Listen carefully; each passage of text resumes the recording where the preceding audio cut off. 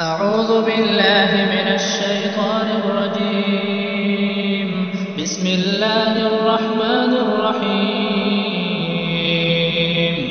يسبح لله ما في السماوات وما في الأرض الملك القدوس العزيز الحكيم.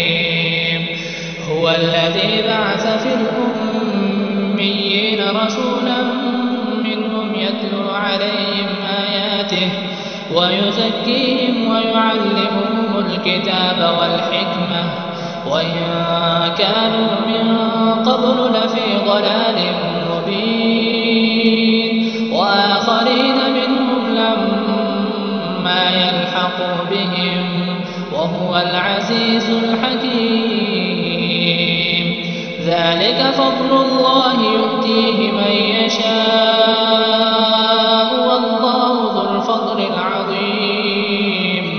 مثل الذين حملوا التوراة ثم لم يحملوها كمثل الحمار يحمل أسفارا.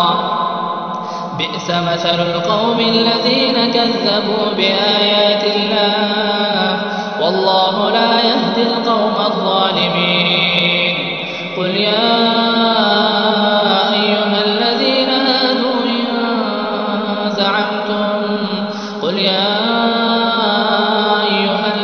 هادوا إن زعمتم أنكم أولياء لله من دون الناس فتمنوا الموت إن كنتم صادقين ولا يتمنونه أبدا بما قدمت أيديهم والله عليم بالظالمين.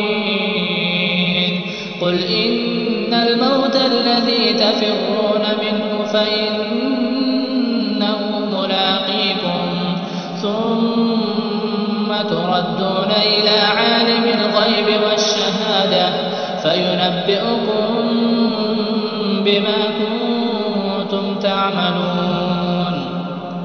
يا أيها الذين آمنوا إذا نودي للصلاة من يوم الجمعة فاسعوا إلى ذكر الله وذروا البيع ذلكم خير لكم إن كنتم تعلمون.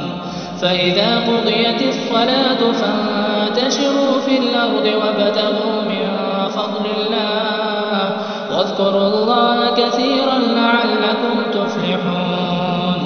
وإذا رأوا تجارة أو لهوا انفضوا إليها وتركوك قائما.